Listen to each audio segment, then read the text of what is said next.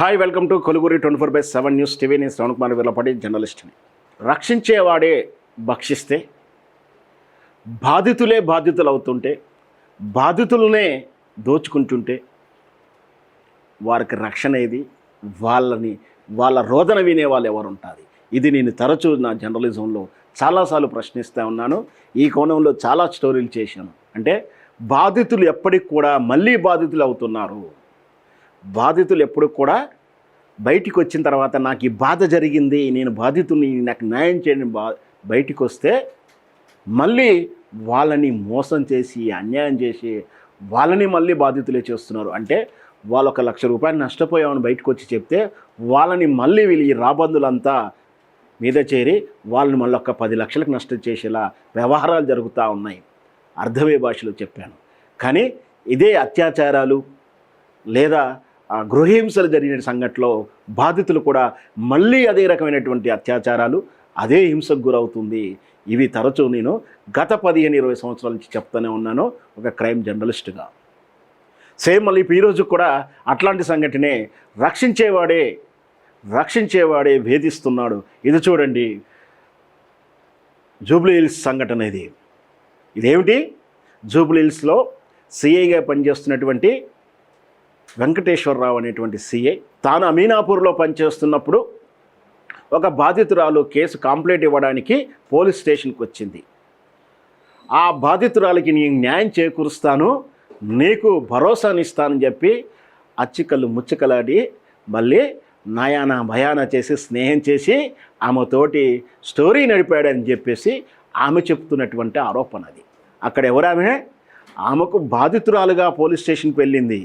బాధితురాలు కుటుంబంలో అన్యాయం జరిగింది, నాకు బాధలు ఉన్నాయని చెప్తే ఆ బాధితురాలికి నీకు న్యాయం చేకూరుస్తా అని చెప్పి ఆమెని బలహీనతలు ఆసరా పెట్టుకొని మాయ మాటలు చెప్పి ఆమెతో ఇతరేతర సంబంధాలు పెట్టుకొని ఆమెని ఆ తర్వాత వేధిస్తుంటే ఆ వేధింపులు భరించలేక అన్ని రోదనలు చేసి అతని మీద కంప్లైంట్ ఇచ్చింది. కంప్లైంట్ ఇస్తే కూడా ఆమెను మళ్ళీ బెదిరిస్తున్నాడు. చాలా చక్కనైనటువంటి పోలీస్ భాషలో బెదిరిస్తున్నాడు. ఆ ఆడియో ఒకటి లీక్ అయింది. అదొక్కసారి మనం వినే ప్రయత్నం చేద్దాం. ఒక విషయం చెప్తా, అంటే ఒక నిమిషం చెప్పు. ఆ ఫోటోలు వీటోలన్నీ ఎడంటాడు ఇచ్చేసినావు, ఓకే? దాంట్లో నేను ఒక్కనేం లేను, ఓకే? అది చూసుకో జాగ్రత్త. ఏంటి? అది చూసుకో జాగ్రత్తగా, ఓకే? అవునా? ఆడపిల్లవు కదా. ఓ, ఈరోజు ఆడపిల్లని గుర్తుకొచ్చినానా? రోడ్డు మీద కొట్టినప్పుడు రాలే? మీ ఇంట్లో బట్టలు ఇప్పి కొట్టినప్పుడు గుర్తు రాలేదా? ఎవరిని కొట్టిరో లిఫ్ట్ లో బట్టలు ఇప్పి కుట్టినప్పుడు గుర్తు రాలేదా ఆడపిల్లని? ఆడపిల్ల డ్రెస్ చింపి కొట్టినప్పుడు గుర్తు రాలేదా? ఈ బుద్ధి గుర్తుకొచ్చిన ఆడపిల్లనని నా జీవితం బొగ్గుపాలు చేసి ఈ బుద్ధి ఆడపిల్లనని గుర్తుకొచ్చినానా? రోడ్డు మీద పెట్టినవే నన్ను తెచ్చి అన్యాయం చేసి పెట్టారే. ఇంకేం చేసేస్తారు? మీరు పెట్టారు. మీరు నా జీవితాన్ని నాశనం చేసి రోడ్డు మీద పెట్టావు. ఇక చూసుకుందాంలే, ఏమో నాకు పోతే పోనీ, నా పరువు ఏమైతుంది? పరువు పోతే పోనీ. ఇన్ని రోజులు అదే కదా నువ్వు అన్నావు, నువ్వు పిరుక్కోపో, నువ్వేం పిక్కుంటావు పిక్కోపో, ఏం చేస్తావు చేసుకోపో అన్నావు. పోనీ వదిలి ఏదైతే అదేమని సార్ పానాలు పోతాయి అంతే కదా. ఇది వాళ్ళ మధ్య జరిగిన సంభాషణ. అంటే ఆల్రెడీ కంప్లైంట్ ఇచ్చింది. ఆమెకు ఉన్నటువంటి ఎవిడెన్స్ ఫొటోస్ కూడా మీడియాకు, సోషల్ మీడియాకు రిలీజ్ చేసింది. వాటిని తొలగించు అని చెప్పేసి ఆయన చాలా అందంగా బెదిరిస్తున్నట్టుగా నాకైతే అర్థమవుతుంది. ఇక్కడ అర్థమైంది ఏంటంటే ఆమెను ఏ విధంగా హింసిస్తున్నాడు అనేది, వేధిస్తున్నాడు అనేది. ఈ బెదిరింపు కూడా ఎంత అందంగా ఉందో చూసాం కదా. మీరు అనవసరంగా అవి బయటికి ఇచ్చావు, ఎందుకు ఇచ్చావు, సరే నీకు జరగాల్సింది ఏదో జరుగుతుంది అన్నట్టుగానే ఆయన చెప్పిన అర్థంగా ఉంది.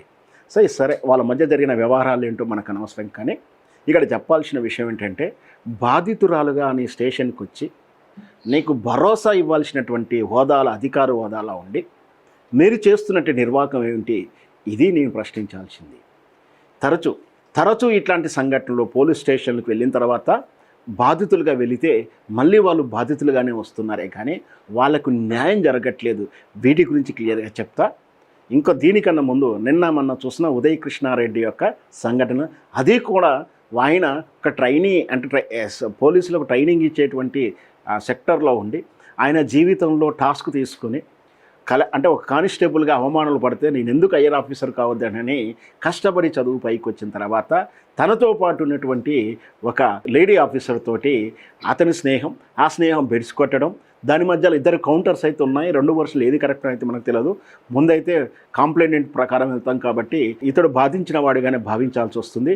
తన దగ్గర వర్షన్ అయితే ఉంది, నేను వినిపిస్తాను, సాక్ష్యాలు వినిపిస్తానంటూ రకరకాలైతే లీకులు అయితే వచ్చాయి. కానీ ప్రస్తుతానికైతే కంప్లైంట్ ప్రకారం చూస్తే అతడు ఆమెను వేధించాడు, దుర్వినియోగం చేశాడు, ఇది అధికార దుర్వినియోగమును, రకరకాల బెదిరింపులు అవన్నీ కూడా వినిపిస్తున్నాయి. అంటే ఈ పోలీసులు మహిళలకు, స్త్రీలకు చట్టాల పట్ల గౌరవాన్ని పెంచేలా భరోసా ఇవ్వాల్సినటువంటి రక్షక భటులే ఈ విధంగా భక్షిస్తుంటే చాలాసార్లు ఇంతకుముందు తర్వాత చెప్తాను కదా, నేను ముఖ్యంగా గృహహింస సెక్షన్లో చెప్తా ఉంటాను. గృహహింస విషయంలో నేను స్పెషల్గా చేశాను. గృహహింస అంటే తెలుసుగా మొగుడు పిల్లల పంచాయతీలు, గొడవలు.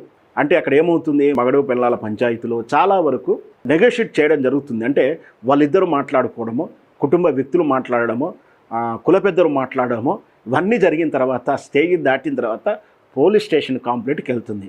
అక్కడి నుంచి పతనమే ఉంటుంది. కానీ ప్రోగ్రెస్ అయితే ఎక్కడా కూడా ఇంతవరకు ఉన్నట్టు దాఖలాలు నాకైతే 2% సక్సెస్ రేట్ లేదు నేను జరిగిన స్టడీ కేసుల్లో. అంటే పోలీస్ కేసు వెళ్తే ఆ బాధితురాల్ని ఇక్కడ ఇట్లాంటి వాళ్ళు చెరదీసి నీ మొగడి ద్వారా జరిగిన అన్యాయాన్ని న్యాయం చేకూరుస్తానని చెప్పి మళ్ళీ వాళ్ళని బాధితురాలని వాళ్ళతోటి ఈ పోలీస్ డిపార్ట్మెంట్లో పనిచేసే వాళ్ళు, రకరకాల హోదాల వాళ్ళు అలా కానీ, లేదా మీకు డబ్బులు ఇప్పిస్తాం, న్యాయం చేకూరుస్తామంటూ మళ్ళీ వాళ్ళ దగ్గరనే లక్షలు లంచాల రూపంలో తీసుకోవడం. లేదు మీరు చిన్నగా కేసు పెడితే అక్కలు భయపడరు, మీరు పెద్ద కేసులు పెట్టండి, ఇంట్లో ఉన్న ముస్లాం మీద పెట్టండి, ఊరు బయట ఉన్న బాబు చిన్న మైనర్ మీద కూడా పెట్టండి, వేధించారని చెప్పి అప్పుడే కేసు స్ట్రాంగ్ అవుతుందని చెప్పేసి అక్కడ గైడ్లైన్ ఇస్తున్నారు. అది బాధపడాల్సింది. పోలీస్ స్టేషన్ గృహహింస ఫిర్యాదు వెళ్ళగానే ఫస్ట్ చేయాల్సింది ఏమిటి అంటే కౌన్సిలింగ్ ఇవ్వాల్సిందే.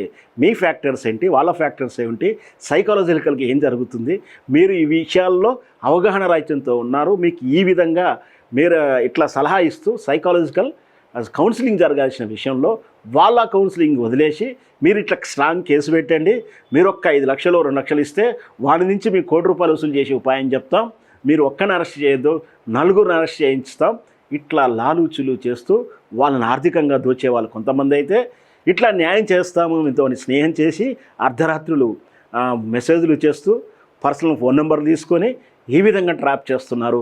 ఇది రకమైనటువంటి ట్రాప్ అనే చెప్పాల్సిందే.